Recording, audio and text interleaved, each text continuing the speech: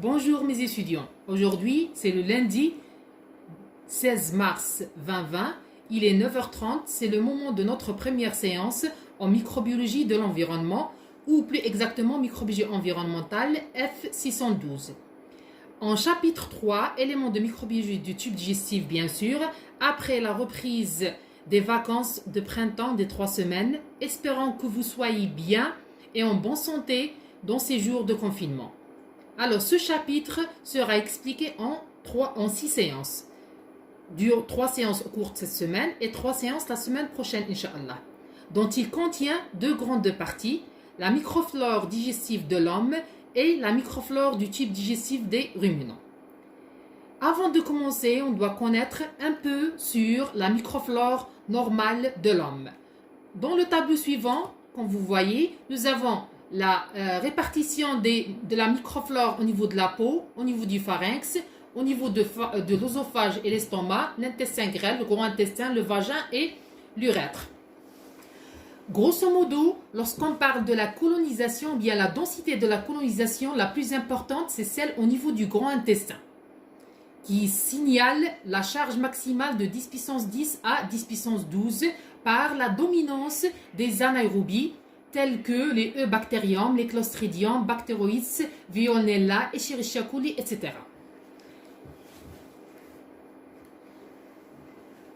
La microflore, donc, on doit se baser sur la microflore digestive de l'homme.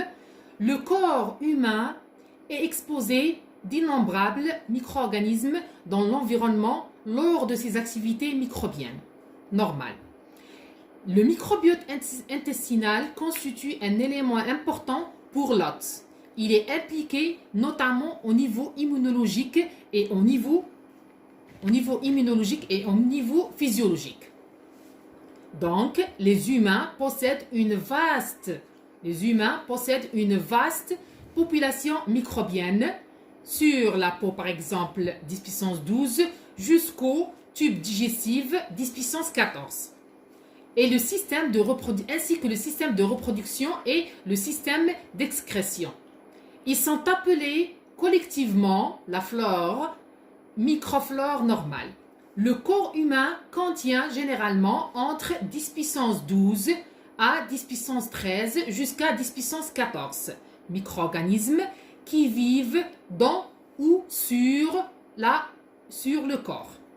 Alors, la plupart de ces micro-organismes sont bénéfiques et sont nécessaires pour maintenir une bonne santé. Le tractus digestif. Au niveau du tractus digestif intestinal, on doit commencer par une petite définition du tractus digestif. C'est un écosystème complexe avec une grande diversité microbienne. Son étude reste difficile et nécessite une étude in situ. Cependant, l'étude in vitro présente plusieurs avantages par rapport à l'étude in vivo. Pourquoi? Parce que tout simplement, pour étudier l'intérieur des intestins, il est très difficile de faire des biopsies ou bien de faire des prélèvements là-dessus. En effet, elle permet d'éviter les contraintes éthiques dues à l'expérimentation animale et permet la reproductibilité élevée en raison d'un contrôle strict des facteurs environnementaux, tels que le temps de rétention, le pH, la température et l'apport nutritif, qui peuvent influencer généralement sur microbiote. De ce fait, nous avons une bonne dispersion de microbiote en commençant par l'œsophage à l'entrée, et puis au niveau du duodénum, il existe entre 10 puissance 10 à 10 puissance 4 unités formant colonie par gramme. Il s'agit de bactéroïdes, des levures telles que Candida albicans, des bactéries anaérobies telles que Lactobacillus et les Streptococcus.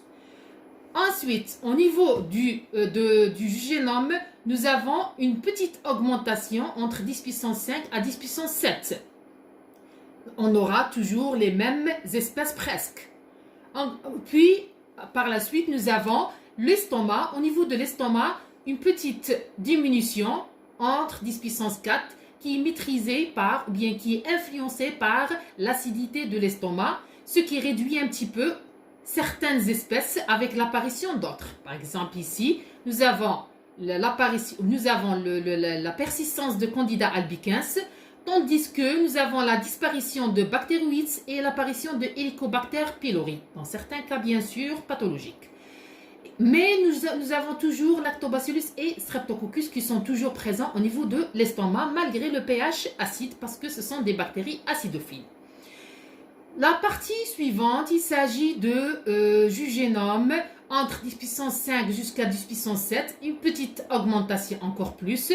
Et par la suite, c'est le côlon. Le côlon, là, il a la plupart des germes qui sont très répandus au niveau de la matière fécale et au niveau du côlon. Il s'agit presque de la même microflore.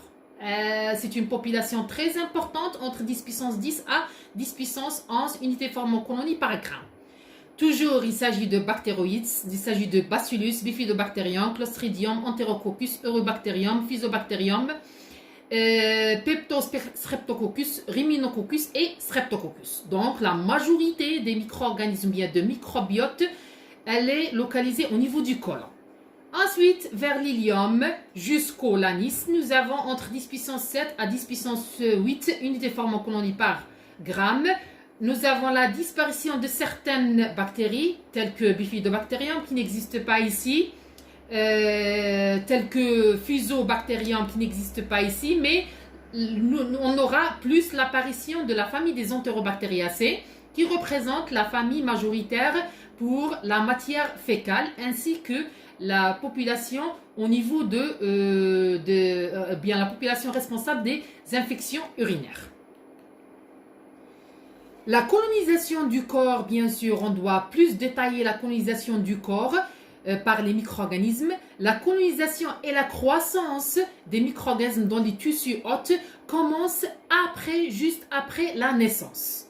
Juste après la naissance. En commençant par l'extérieur, bien sûr, il s'agit de la peau. Les surfaces de la peau sont facilement colonisées par de nombreuses espèces en vue de leur contact avec le milieu extérieur. De même, la cavité buccale. Au niveau de la cavité buccale, on peut y avoir plusieurs espèces bactériennes parce qu'il s'agit de l'entrée des différentes denrées alimentaires. Le tractus digestif, bien sûr, le tractus digestif qui est ici détaillé, vont acquérir des micro-organismes grâce à l'alimentation et l'exposition du corps au milieu extérieur, avec d'autres sources environnementales. Ça veut dire en vue de la respiration, voie respiratoire ou bien voie digestive, on peut y avoir l'apparition des micro-organismes au niveau du corps humain. Initié à la colonisation de la peau jusqu'aux colonisations l'intérieur de la cavité buccale et de tractus respiratoire supérieur au niveau de la peau, au niveau de la cavité buccale et au niveau du tractus gastro-intestinal. Le développement de cette microbiote intestinale dans le corps humain, il s'agit d'un ensemble des micro-organismes qui sont présents tout au long du tube digestif, appelé la microflore intestinale. Sa subsistance est assurée par nos résidus alimentaires. Ça veut dire l'origine, c'est bien les résidus alimentaires. Chaque individu a une flore spécifique. Ça veut dire, c'est pour ça qu'on doit étudier la microflore chez l'homme et la microflore chez les ruminants. Il s'agit de résidus, parfois il s'agit par des résidus qui sont alimentaires, parfois des résidus, non résidus alimentaires, parfois par les sécrétions ou bien par desquamation des tissus. Par exemple, les sécrétions des tissus aussi influent sur la microflore intestinale. Et elle est stable au cours du temps, mais elle n'est pas aux âges extrêmes de la vie. Ça veut dire on aura un développement des micro-organismes ou bien de microbiotes de nouveau-nés par rapport à une personne âgée. Ici, par exemple, cette figure représente les étapes de la colonisation microbienne de l'intestin des nourrissons, des enfants, par exemple, les nourrissons dès la naissance jusqu'aux enfants de 2 ans à 3 ans. Pour le nouveau-né, nous avons l'implantation, on appelle l'étape de l'implantation. Le tractus digestif du nouveau-né naissant, à la naissance, est dépourvu de micro-organismes. Ça veut dire qu'il ne contient pas des micro-organismes. Il est appelé axénique. Axénique, ça veut dire il ne contient pas de micro-organismes. La colonisation débute dès l'accouchement et le niveau de population microbienne peut atteindre rapidement jusqu'à 10 puissance 11 bactéries par gramme de sel. Alors la question qui se pose, d'où vient cette microflore alors qu'il était auparavant axénique? Ça veut dire qu'il ne contient pas de population. En raison de la teneur élevée en oxygène initialement présente dans l'intestin du nouveau-né, les premières bactéries implantées sont des organismes aérobies, aéro-anaérobies ou bien micro-aérophiles parfois. Nous avons la famille des Enterobacteriaceae, notamment Escherichia coli, les Enterococcus, les Staphylococcus. La colonisation, on appelle une colonisation après 24 heures à 48 heures de la naissance.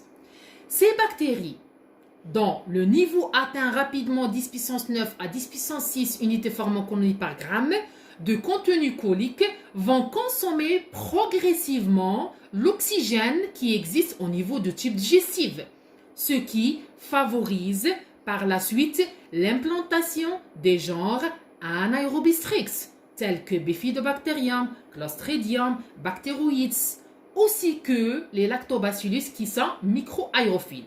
Et ça, bien sûr, entre la naissance et 1 mois de vie chez le nouveau-né. Ainsi, rapidement, donc, on aura un potentiel redox qui devient négatif et inhibe à son tour le niveau d'implantation des germes aérobies.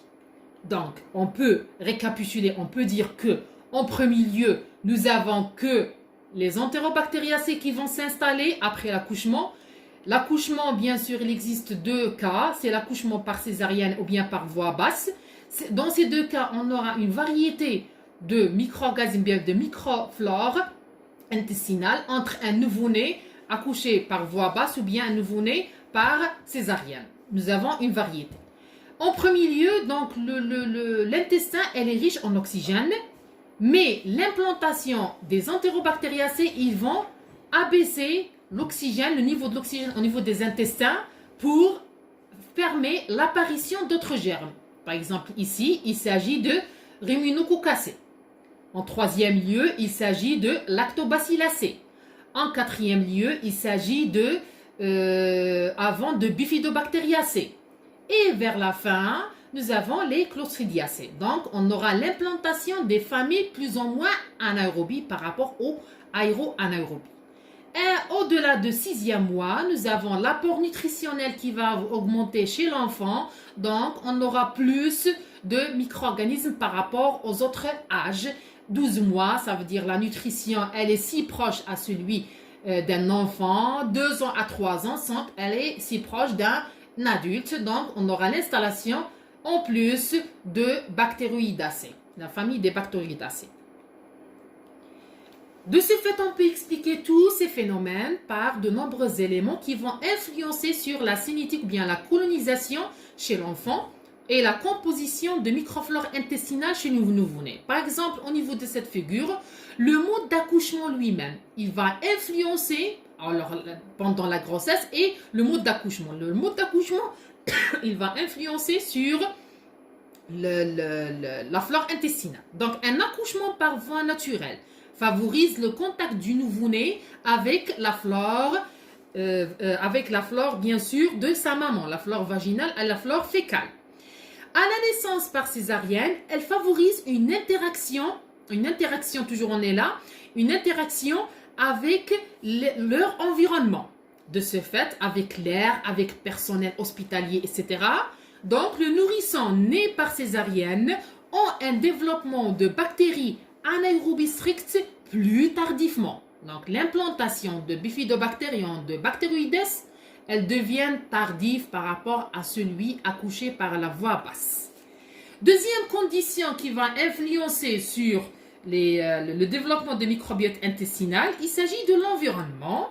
Les conditions d'hygiène entourant un accouchement influencent directement sur l'implantation des micro-organismes. Donc, il va différer à un nouveau-né, par exemple, la flore intestinale de nouveau-né des pays en développement va différer à celui de pays sous-développés. en conditions d'hygiène stricte au niveau de nos hôpitaux, par exemple. Nous avons la réduction de l'exposition du nourrisson à la flore de sa mère. Nous avons le retard de colonisation par les bactéries anaérobies et constaté lors de l'accouchement dans un environnement, on peut dire, un peu défavorable. Troisième condition pour l'implantation des micro-organismes, bien de microbiote intestinal, il s'agit de type d'alimentation. Au fil de l'âge, nous avons le type d'alimentation, il va influencer sur l'apparition de microbiote intestinal. En comparant la cinétique de microflore intestinale du nouveau-né nourri par le lait maternel et le lait industriel, il est montré que les genres anaérobie facultative ou bien aéro-anaérobie facultative, la famille des Enterobacteriaceae, étaient prédominantes chez l'enfant nourri par le lait industriel. Tandis que les bactéries anaérobies strictes telles que Bifidobacterium bacteroides, ils sont très présents ou bien une flore dominante chez un enfant nourri par le lait maternel dès les premiers jours de naissance. De ce fait, ce développement, on va y avoir un développement entre le nouveau-né, donc les premiers jours de la naissance, et puis la nutrition soit par le lait maternel, soit par le lait industriel. Puis nous avons la flore, le développement chez la flore chez une personne âgée et on aura par la suite une diminution en vieillissant, ça veut dire chez les personnes âgées. Maintenant, la composition. La variation de la composition est la suivante. Par exemple, pour un nouveau-né, nous avons par exemple presque 10 puissance, ça va commencer avec 10 puissance 12 jusqu'à 10 puissance 2 jusqu'à 10 puissance 12. Par exemple, chez un nouveau-né, ça commence avec 10 puissance 2 et ça augmente rapidement vers 10 puissance 4 et 10 puissance 6, par exemple pour le cas de lactobacilles. Pourquoi il s'agit des anaérobies. Tandis que, au fil du temps, après la naissance, nous avons l'apparition de Clostridium en tant qu'anaérobie. Mais la famille des Enterobacteriaceae, particulièrement Escherichia coli et les entérocoques, ils vont apparaître dès le premier jour avec une augmentation. Pourquoi? Parce qu'on a expliqué auparavant que la microflore intestinale, elle va influencer sur le taux d'oxygène, elle va être influencée par le taux d'oxygène qui est présent au niveau des intestins. Donc, l'apport en Escherichia coli et autres, bien l'installation des Escherichia coli et les entérocoques est influencée par la présence de l'oxygène au niveau de l'intestin des enfants. Et puis, nous avons, après cette augmentation, on aura une diminution avec augmentation de Bifidobacterium, de Bacteroides et de Lactobacilles. Ça veut dire l'implantation des anaérobies. Mais ça, pour la nourriture, bien pour les enfants qui sont nourris par le lait de la maman, non pas pour les enfants nourris par le lait industriel. Après, nous avons toujours l'apparition chez un adulte et puis chez les seniors, on aura toujours une augmentation et vers la fin, une diminution de la flore bénéfique, bien sûr, de la digestion. Cependant, l'amélioration des formules du lait infantile tend à faire baisser cet écart. Pourquoi? Parce que si l'enfant est traité par des antibiotiques ou bien alimenté par des probiotiques, qu'est-ce qu'on aura? Ou bien ce qu'on appelle l'antibiothérapie. Les conséquences sur la flore totale nourrisson ne sont pas très bien connues et ils ont montré que l'antibiothérapie peut entraîner une sélection des bactéries malheureusement résistantes aux antibiotiques. Et la modification de la barrière de la flore intestinale. Donc, on aura une diminution de la flore anaérobie bénéfique qui laisse leur place à des bactéries anaérobies facultatives potentiellement pathogènes. Par exemple, l'installation de Bifidobacterium bifidum ou bien Bifidobacterium longum. Ou bien parfois l'apparition de certaines bactéries pathogènes telles que Helicobacter. Ce phénomène se trouve soit directement chez le nourrisson traité par l'antibiothérapie ou effet indirect chez les femmes enceintes qui sont soumises à l'antibiothérapie précédemment à la période de naissance de leur enfant. Donc, ils ont prouvé que certains travaux, ils ont prouvé que dès qu'une alimentation semi-solide est introduite, la différence qui existe entre un enfant nourri au sein et ceux qui sont nourris au lait industriel pour le nourrissant s'estompe. Ça veut dire elle va diminuer ou bien elle va quasiment changer la flore intestinale. Maintenant, on va passer vers l'équilibre.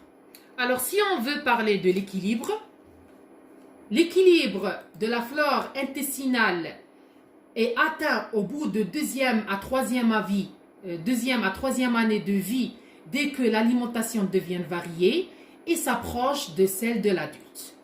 Par exemple, chez l'adulte, la composition de la flore intestinale, elle n'est pas bien distribuée ou bien elle n'est pas bien homogène. Si vous voyez avec moi, elle varie tout au long de tractus digestif. Elle varie tout au long de tractus digestif et se définit de l'intestin grêle jusqu'au côlon. Alors, l'estomac héberge de multiples bactéries plus nombreuses par rapport à la population de la Terre. Elle peut contenir certains levures, les bactéries et les virus représentés par les bactériophages bien sûr, qui sont typiques et spécifiques de la microflore intestinale. Alors, dans ce cas-là, nous avons l'estomac qui héberge des bactéries, peu de bactéries, entre 10 puissance 1 à 10 puissance 3 unités pharmacologiques par gramme, en raison de l'environnement acide qui empêche la survie de ces dernières. Au niveau des segments, par exemple de l'intestin grêle, au niveau de segments de l'intestin grêle, on peut avoir une survie encore plus, ou bien une augmentation entre le 10 puissance 4 et 10 puissance 5, c'est au niveau bien sûr du duodénum. En effet, le transit intestinal étant relativement rapide dans ces régions, ces micro-organismes n'ont pas le temps de s'y implanter. C'est au niveau du côlon qu'on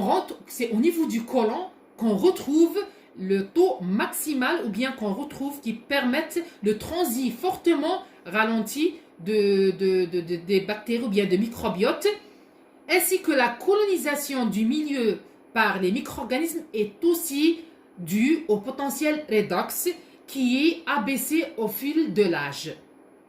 Le côlon est la seule zone qui contient du tractus digestif qui est colonisé de façon permanente de la microflore résistante.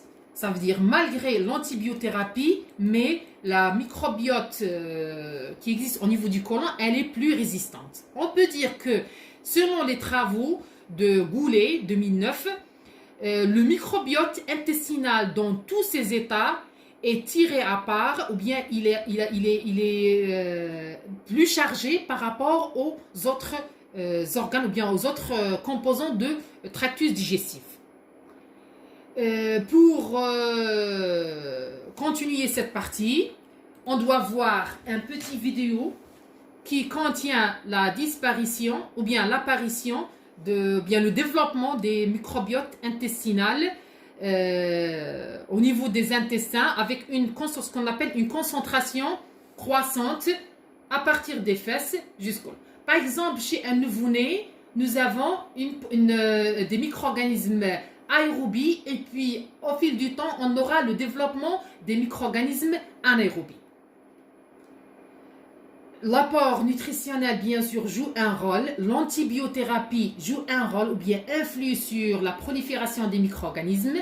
De ce fait, on peut dire que le rôle du microbiote est, premièrement, un rôle métabolique.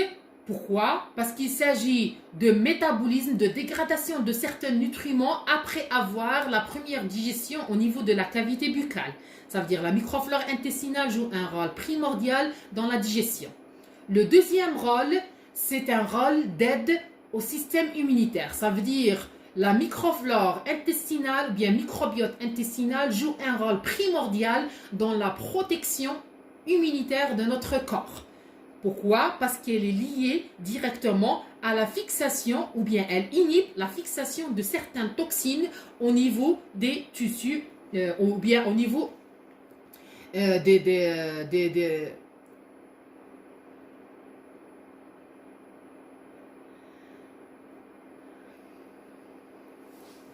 la fixation des toxines, pardon, au niveau de certaines cellules, ainsi qu'il va influencer sur le système nerveux. Pourquoi? Une bonne, par exemple, elle va influencer sur le système nerveux, elle va influencer sur le métabolisme, elle va influencer sur la taille humaine. Par exemple, la microflore chez une personne obèse, elle est plus chargée et moins importante par rapport à celle d'une personne mince. Chez une personne mince, nous avons une microbiote qui est plus variée, plus diversifiée par rapport à une personne obèse. Donc, les problèmes, bien sûr, de douleur abdominale, elle est due à un déséquilibre de la flore intestinale. On peut conclure cette première partie par l'étude de la flore intestinale directe chez l'homme est difficile. C'est pourquoi la flore fécale a été la plus étudiée pour essayer de caractériser dans son ensemble cette flore intestinale. Mais elle reste toujours qu'informative. Ça veut dire la flore au niveau de la matière fécale, elle est seulement informative ou bien elle n'est pas vraiment représentative de celle du côlon. Parmi cette flore, nous avons bien sûr qui colonise le côlon et qui est prédominante, cette flore fécale qui caractérise la flore du côlon. Elle est divisée en 3 phyla, bien 3 domaines. Nous avons les firmicutes, nous avons les bactéroïdes, nous avons les actinobacteria et un phylum sous-dominant. Il s'agit de Proteobacteria, d'où il ressort la famille des Enterobacteriaceae. Leurs différences caractéristiques sont les suivantes.